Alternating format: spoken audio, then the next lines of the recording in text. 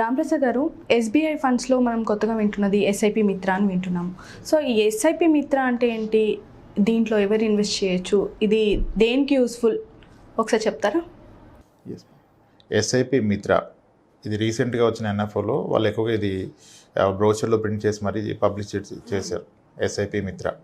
Okay, అయితే let's not అంటే మనం ఒక ఎస్బీ ఒక బ్రాండ్గా ప్రమోట్ చేయదు, కానీ అసలు ఆ ఎస్ఐపి మిత్ర కాన్సెప్ట్ని అర్థం చేసుకుందాం. Okay, similar concept earlier ICICI mutual ఫండ్స్లో కూడా చెప్పారు. వాళ్ళు దాన్ని ఫ్రీడమ్ సిప్ అన్నారు, వీళ్ళు మిత్రా సిప్ అన్నారు. ఓకే, అంటే యాక్చువల్గా ఈ కాన్సెప్ట్ ఏంటంటే ఎస్ఐపి అండ్ ఎస్డబ్ల్యూపి కాంబినేషన్లో ఒక ఫైనాన్షియల్ ప్రొసీజర్ని డిఫైన్ చేయటం.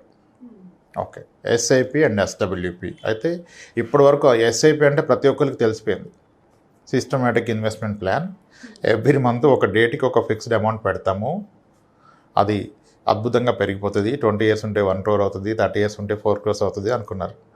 అంటే ఎస్ఐపి అనేది ఒక తమ్ము నెయిల్ అయిపోయింది. 3,000 పెట్టండి 10 కోట్లు అని కూడా పెట్టుకోవచ్చు. ఎందుకంటే 10 కోట్లు ఎప్పుడు అవుతుంది, 30-40 years ఉండి అవుతుంది, అప్పుడు దానికేం వాల్యూ ఉండదు. ఓకే, ఈ ఎస్ఐపి మిత్ర ఆర్ ఫ్రీడమ్ ఎస్ఐపి అంటే ఏంటంటే మీరు కొంతకాలం పాటు ఎస్ఐపి ద్వారా ఇన్వెస్ట్ చేసి అక్కడితో మీ ఎస్ఐపిని ఆపేసి మీరు ఎలాగైతే సిస్టమాటిక్గా ఎవ్రీ మంత్ ఇన్వెస్ట్ చేశారో అలానే ఎవ్రీ మంత్ సిస్టమాటిక్గా మీరు కొంత అమౌంట్ వెనక్కి తీసుకోవటాన్నే ఈ ఎస్ఐపి మిత్ర అన్నారు. ఎంత సిస్టమాటిక్గా అయితే మీరు మంత్లీ ఒక అమౌంట్ లెటర్స్ 10,000 ఇన్వెస్ట్ చేస్తూ పోతే మీరు సర్టన్ పీరియడ్ తర్వాత ఎస్ఐపిని ఆపి ఎవ్రీ మంత్ అలానే సిస్టమాటిక్గా అమౌంట్ వెనక్కి తీసుకోవటమే ఈ మిత్ర ఆర్ ఫ్రీడమ్. ఓకే, అంటే ఎలా ఉంటుంది 10 years ఇవి? ఎస్బీఐ వాళ్ళు ఇప్పుడు వీళ్ళు పబ్లిష్ చేసింది ఏంటంటే మీరు 8 years పాటు కనుక ఒక ఎస్ఐపి ఒక అమౌంట్ ఎక్స్ అమౌంట్ చేస్తే 8 years తర్వాత మీకు ఎవ్రీ మంత్ ఆ ఎక్స్ అమౌంట్ మీరు ఎస్డబ్ల్యూపి ద్వారా తీసుకోవచ్చు. అంటే ఎంత ఇన్వెస్ట్ చేస్తే అంత అమౌంట్ 8 years చేస్తే. అదే 10 years చేస్తే 1.5x, 12 years చేస్తే 2x, 15 years చేస్తే 3x అన్నారు. అంటే 10,000 రూపాయలు కనుక మీరు ఎస్ఐపి 8 ఏళ్ల పాటు చేస్తే అప్పుడు ఎస్ఐపి ఆపేసి అక్కడ నుంచి ఎవ్రీ మంత్ 10,000 రూపీస్ని మీరు లైఫ్ లాంగ్ తీసుకోవచ్చు అన్నారు. దానికి ఏమి లాక్ ఇన్ పెట్టలేదు. ఓకే, సిమిలర్లీ మీరు 12 years పెట్టినట్లయితే 2 times, 10 years అయితే 1.5 times, 15 years అయితే 3 times. అంటే ఈ 15 years దాన్ని తీసుకుందాం మనం ఎగ్జాంపుల్గా. అంటే ఇప్పుడు ఏమంటున్నారు, మీరు నెలకి 10,000 రూపాయలు ఎస్ఐపి పెట్టిన పక్షంలో 15 ఏళ్ల పాటు ఇది కంటిన్యూ చేస్తే అప్పుడు ఎస్ఐపి ఆపేసి ఎస్డబ్ల్యూపి ట్రిగ్గర్ చేసి మంత్లీ 30,000 తీసుకుని అంటున్నారు. అంటే గ్యారంటీ 30,000 ఎవ్రీ మంత్ పెన్షన్ లాగా తీసుకోమని చెప్తున్నారు, విచ్ ఈజ్ గుడ్ కదా, విచ్ ఈజ్ వెరీ గుడ్. ఎందుకంటే ఇన్సూరెన్స్లో ఎన్నో ప్రొడక్ట్స్ వచ్చాయి ఇప్పుడు గ్యారంటీ రిటర్న్. ఎస్, అయితే థియరిటికల్లీ మనీ తీసుకోవడం పాసిబుల్, కానీ హౌ లాంగ్ అది వస్తుంది అంటే థియరిటికల్లీ పాసిబుల్ అని చెప్పకూడదు. కానీ looking at the past returns, okay, అది లైఫ్ లాంగ్ కాదు, జనరేషన్స్కి వచ్చేస్తుంది, ఎన్ని జనరేషన్స్కైనా వచ్చేస్తాయి. ఓకే, అయితే ఇది ఎలా పాసిబుల్ అంటే ఇప్పుడు టిపికల్గా మ్యూచువల్ ఫండ్స్ ఎస్ఐపి అంటే అందరు ఇప్పుడు 14-15 ఎస్ఐపి క్యాలిక్యులేటర్లు ఎంతెంతో పెట్టి క్యాలిక్యులేట్ చేస్తున్నారు. అవన్నీ వదిలేద్దాం, వెరీ కన్జర్వేటివ్ క్యాలిక్యులేషన్ చేద్దాం. ఒక వ్యక్తి నెలకి 10,000 రూపాయలు ఎస్ఐపి చేస్తున్నారు, 10,000 per month ఎస్ఐపి చేస్తున్నారు. ఓకే, సో ఇతను 15 ఏళ్ల పాటు చేశారు. Okay, 10,000 SIP for 15 years period చేసి అది కనుక ఒక 12% రిటర్న్ ఇస్తాయి. 12% is a conservative return in the diversified equity fund. It's an equity fund, something like flexi cap, multi cap fund అనుకోండి. 12% తీసుకోవచ్చు, ఎందుకంటే మనకి లార్జ్ క్యాప్ ఫండ్స్ కూడా 11% ఇచ్చాయి 15 years average return. So multi cap డెఫినెట్గా 12 ఇచ్చే అవకాశం మాత్రం ఉంది. Okay, in case 10,000 rupees per month ఎస్ఐపిని 15 years పాటు కనుక మీరు పెట్టగలిగినట్లయితే దాని వాల్యూ అట్ 15% గ్రో అయితే ఇంచుమించుగా 49.5 lakhs అవుతుంది. అంటే రౌండ్ ఫిగర్ 50 lakhs అనుకోండి. ఇప్పుడు ఏంటి, ఆ రోజు మీరు ఎస్ఐపి ఆపేశారు. ఎస్ఐపి ఆపేస్తే మీ మ్యూచువల్ ఫండ్ అకౌంట్లో 50 లక్షల రూపాయలు జమ కూడా ఉంది. మీరు రిడెంప్షన్ కొడితే 50 లక్షలు మీ అకౌంట్కి వస్తాయి. ఇప్పుడు వీళ్ళు చెప్తున్న కాన్సెప్ట్ ఏంటి, అప్పుడు మీరు ఆ అమౌంట్ తీసుకోవద్దు, దాన్ని అలాగే ఉంచి దాని నుంచి నెలకి 30,000 రూపాయలు ఎస్డబ్ల్యూపి ట్రిగ్గర్ చేయండి అంటున్నాడు. ఎస్డబ్ల్యూపి అంటే systematic withdrawal plan. Systematic withdrawal అంటే మనం ఎవ్రీ మంత్ వెళ్ళి విత్డ్రా చేయకుండా ఫస్ట్ ఆఫ్ ఆల్ మ్యూచువల్ ఫండ్ని మీరు ఎప్పుడైనా ఎంతైనా విత్డ్రా చేసుకోవచ్చు. అలా మీరు చేయకుండా సిస్టమేటిక్ ఒక రిక్వెస్ట్ ఇవ్వండి, ఎవ్రీ మంత్ 30,000 ఇవ్వండి నాకు ఎవ్రీ మంత్ ఫస్ట్ కానీ. సో దట్ ఎవ్రీ మంత్ ఫస్ట్కి 30,000 ఇస్తాడు. 30,000 ఎలా ఇస్తాడు, అక్కడ యూనిట్స్లో 30,000 వర్త్ యూనిట్స్ అమ్మిస్తాడు.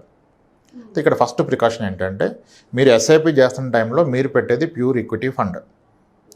ఎస్ఐపికి ఎప్పుడు most volatile most aggressive pure equity ఫండే కరెక్ట్. ఎప్పుడు మీరు 15 years ఉంటాయి. మార్కెట్ వాలటైల్ ఉండి అప్ అండ్ డౌన్ ఉంటేనే మీకు ఎస్ఐపిలో 12-13% వస్తాయి. మార్కెట్లో ఎటువంటి బ్యాడ్ ఈవెంట్ జరగకుండా, డౌన్ఫాల్ లేకుండా కన్సిస్టెంట్గా ఎలా వెళ్ళిందంటే మీకు 10% రిటర్న్ రాదు ఈక్విటీలో. ఈక్విటీలో ఎస్ఐపి ద్వారా ఎందుకు ఎక్కువ రిటర్న్ వస్తుందంటే మార్కెట్ వాలటైలిటీ వలన వస్తుంది. సో మీరు 15 years పాటు ఉన్నప్పుడు diversified equity fund something like flexi క్యాప్లో ఉన్నప్పుడు 12% వస్తుంది. కానీ మీకు 50 లక్షల రూపాయలు వచ్చాక మీరు డైవర్సిఫైడ్ ఈక్విటీ ఫండ్లో అప్పుడు లంసం అయిపోయింది కదా, ఉంటే మాత్రం మీకు వాలటైలిటీ ఎక్కువ ఉంటుంది. మార్కెట్ 20% పడిపోతే 50 లక్షల్లో 20% వెళ్ళిపోతుంది, 10 lakhs. కాబట్టి అప్పుడు ఏం చేయాలంటే, ఇప్పుడు అందుకే వాడేమంటాడంటే ఎస్బీఐలో మీరు first source fund, target fund అంటాడు. అంటే ఎస్ఐపి కొన్ని ఫండ్స్ రికమెండ్ చేశారు వాళ్ళ దాంట్లో, అలాగే ఎస్డబ్ల్యూపీకి ఒక ఫండ్ రికమెండ్ చేశారు. సో టిపికల్గా ఏంటంటే మోస్ట్ ఐడియల్ సొల్యూషన్ మీరు ఏ ఎయిమ్స్ అయినా పెట్టుకోండి, ఎస్బీఐ ఐసిఐసి అవసరం లేదు. These two are very good fund houses. But అవే అని కాదు, మీరు కెనరా ఫండ్ హౌస్ పెట్టుకోవచ్చు, హెచ్డిఎఫ్సి పెట్టుకోవచ్చు, ఏ ఫండ్ హౌస్ అన్న పెట్టుకోవచ్చు. మీకు 50 లక్షలు జమ కూడాక దాన్ని మీరు ఒక హైబ్రిడ్ ఈక్విటీ ఫండ్లోకి మూవ్ చేయండి. హైబ్రిడ్ ఈక్విటీ ఫండ్లోకి మూవ్ చేయండి. హైబ్రిడ్ ఈక్విటీ ఫండ్ అంటే that is a combination of debt and equity. Debt and equity వల్ల మీకు రిస్క్ కాస్త తగ్గుతుంది, రిటర్న్స్ కూడా కాస్త తగ్గుతాయి.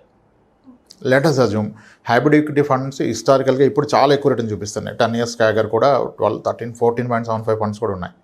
10% ఇస్తుంది అనుకోండి. ఇప్పుడు 50 లక్షల రూపాయలు ఉంది, మీరు దాన్ని హైబ్రిడ్ ఈక్విటీలో పెట్టారు.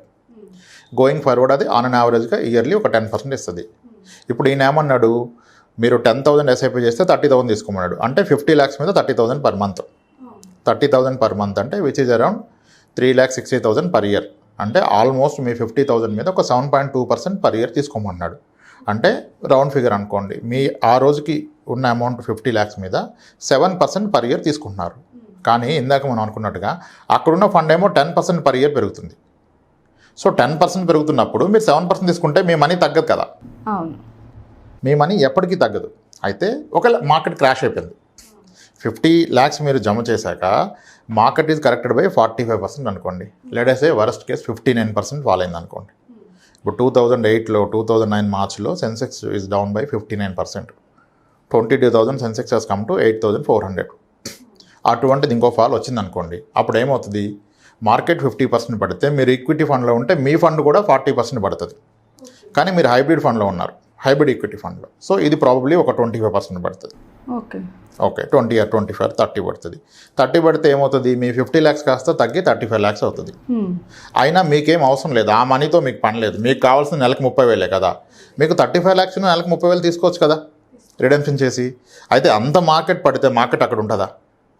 2009 మార్చ్లో ఫాల్ పడితే 2011 కల్లా మళ్ళీ సెన్సెక్స్ వెంట 26,000. సో కాబట్టి మీరు పెన్షనర్ కదా, మీరు మంత్లీ డబ్బులు తీసుకున్నప్పుడు మార్కెట్ పడితే కూడా మీకేం ఇబ్బంది లేదు. మీరు అనుకున్న SWP is like A guaranteed income. Every month మీకు 30,000 వస్తుంది. ప్రాబబ్లీ నెక్స్ట్ 1.5 yearలో 2 yearsలో మళ్ళీ మీ 35 lakhs 50 lakhs అవుతుంది. కానీ మీరు ఒక 10 years కంటిన్యూ అయితే hybrid equity fund on average 10% ఇచ్చేస్తుంది. అది 10 ఇచ్చినప్పుడు మీరు 7 తీసుకుంటే మీ క్యాపిటల్ తగ్గే అవకాశమే లేదు. ఇన్ఫ్యాక్ట్ మీ క్యాపిటల్ కూడా మళ్ళీ 15 yearsకి డబుల్ అయిపోద్ది. సో అంటే ఇట్స్ లైక్, అంటే మీరు పాస్ట్ హిస్టరీ చూసుకొని గత 15 years returns factoring all volatility in market factor చేసుకుంటే కూడాను ఇది క్వైట్ పాసిబుల్. 10,000 రూపాయలు నెలకి ఎస్ఐపి 15 ఏళ్ల పాటు పెడితే అక్కడ నుంచి ఎవ్రీ మంత్ 30,000 లైఫ్ టైం వచ్చేస్తాయి. సో అయితే 10,000 30,000 బాగుంది కదా రైమింగ్ అని పెట్టకూడదు. అసలు ఇప్పుడు 45 ఏళ్ళ వయసులో ఉన్న వ్యక్తి ఉన్నాడు, 60 ఏళ్ళకి రిటైర్మెంట్, దీని మీద డిపెండ్ అవుదామంటే ఫస్ట్ నెలకి 30,000 సరిపోద్ది ఆయనకి ఖర్చు. ఆయనకి ఇప్పుడే 30,000 అయితే 60 ఏళ్ళు వచ్చాక 30,000 అవుతుంది కదా, 60,000 అవుతుంది కదా. అప్పుడు ఆయన నిజంగా ఈ కాన్సెప్ట్ వర్కౌట్ చేయాలంటే నెలకి 20,000 ఎస్ఐపి పెట్టాలి. ఇక్కడ ప్రాబ్లం ఏంటంటే రిటర్న్స్ ఎంత అవుతుంది అంటున్నారు, కానీ నాకు ఎంత అవసరం చూడట్లేదు. ఖచ్చితంగా ఆయనకి 60,000 కావాలంటే 20,000 ఎస్ఐపి పెట్టాలి, 15 ఏళ్ళు టైం ఉంటాయి. ఓకే, ఇలా పర్పస్ని ఐడెంటిఫై చేసుకొని as a concept it will work out. కానీ amount may not work out for you. మీరు ఐడెంటిఫై చేసుకోవాలి మీకు ఎంత కావాలో. This is a very good concept, SIP SWP concept. అంటే ఇప్పుడు ఎస్ఐపి పెట్టే ఎస్డబ్ల్యూపీ స్టార్ట్ చేయంటే అవసరం లేదు. ఇప్పుడు ఆల్రెడీ రిటైర్డ్ 60 years ఉంది, ఆయన దగ్గర 50 లక్షలు ఉంది. ఇంకా ఆయన కొత్తగా ఎస్ఐపి పెట్టారు కదా, డైరెక్ట్గా 50 లక్షలు తీసుకొచ్చి ఎస్డబ్ల్యూపీ స్టార్ట్ చేసుకొని నెలకు 30,000 తీసేసుకోవచ్చు. ఓకే, అంటే మనం పే చేయకుండా ఉన్న దాంతోనే. ఇప్పుడు మీ దగ్గర డబ్బులు లేవు కాబట్టి మీరు ముందు జమ చేసుకొని తర్వాత ఈ ప్రాసెస్కి వచ్చారు. మీ దగ్గర ఆల్రెడీ డబ్బులు ఉన్నాయి, అప్పుడు ఇంకా ఎస్ఐపి ఎందుకు, ఆ మనీ పెట్టి ఎస్డబ్ల్యూపీ తీసుకోవచ్చు. ఇప్పుడు ఈ కాన్సెప్ట్లో నేను పర్సనల్గా ఒక 60 clients ఉన్నారు నాకు, 60 years అండ్ అబవ్ ఉండి ఎస్డబ్ల్యూపీ ద్వారా మంత్లీ ఇన్కమ్ గ్యారంటీ ఇన్కమ్ తీసుకుంటున్న వాళ్ళు. మన దగ్గర 86 years old క్లయింట్ ఉన్నారు, 82 ఉన్నారు, 76, 68 చాలామంది క్లయింట్స్ ఉన్నారు. This is a perfect solution for them. అందరూ ఇన్వెస్ట్ చేయొచ్చు అంటారా? ఎవరైనా చేసుకోవచ్చు, ఏ ఏజ్ గ్రూప్ అయినా చేసుకోవచ్చు. అండ్ దీనికి నామినీస్ ఉంటారు, నా తర్వాత ఏమవుద్ది మనీ అంటే ప్రాబ్లమే లేదు. You can have multiple nominees, వాళ్ళకి పాస్ అని అవుతుంది. మీరు ఉన్నంతకాలం మీరు ఎవరి మీద ఆధారపడకుండా ఒక పెన్షనర్ లాగా, ఇప్పుడు గవర్నమెంట్ ఎంప్లాయీ రిటైర్డ్ అయితే ఆయనకి పెన్షన్ ఉంది, సో ఆయన ఎవరి మీద డిపెండ్ కాదు. ఒక ప్రైవేట్ ఎంప్లాయీ రిటైర్ అయితే అప్పుడు వాళ్ళకి ఇది ఒక సొల్యూషన్.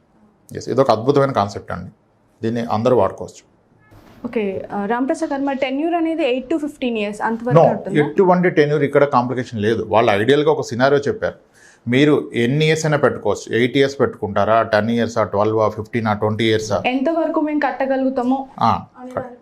ఎస్, మీకు అంటే మీ అవసరాన్ని బట్టి మీరు కట్టగలగడం వేరు, మీ అవసరం వేరు. అంటే ఇప్పుడు ఒక 10 years అనుకుంటారు, మరి 8 years తోనే ఆపేస్తారు. చేసుకోవచ్చు, 8 months తర్వాత కూడా ఆపుకోవచ్చు, 8 days తర్వాత కూడా ఆపుకోవచ్చు. కానీ ఆపితే మీరు కట్టింది ఎంతో లేదు కదా, దాని మీద మీకు ఇంత రాదు కదా. ఓకే, వాళ్ళందరికీ అర్థమవడం కొరకు 8 years అయితేనేమో 10x పెడితే x అమౌంట్ వస్తుంది 8 years, 10 years అయితే 1.5x, 12 years అయితే 2x అన్నారు. కానీ వీటన్నిటికన్నా ప్రాక్టికల్ వే అయితే 15 yearsలో 3x ఈజ్ మోర్ ప్రాక్టికల్, ఎంత మార్కెట్ వాల్టైల్ ఉన్నా. సో 15 years పాటు మీరు పెట్టిన దానికి 3 రెట్లు మీకు ఎవ్రీ మంత్ ఇన్కమ్ అయిపోతుంది. సో అద్భుతంగా వర్కౌట్ అవుతుంది, ఎవరైనా కన్సిడర్ చేయొచ్చు, తీసుకోవచ్చు. Thank you Ram. Right, thanks.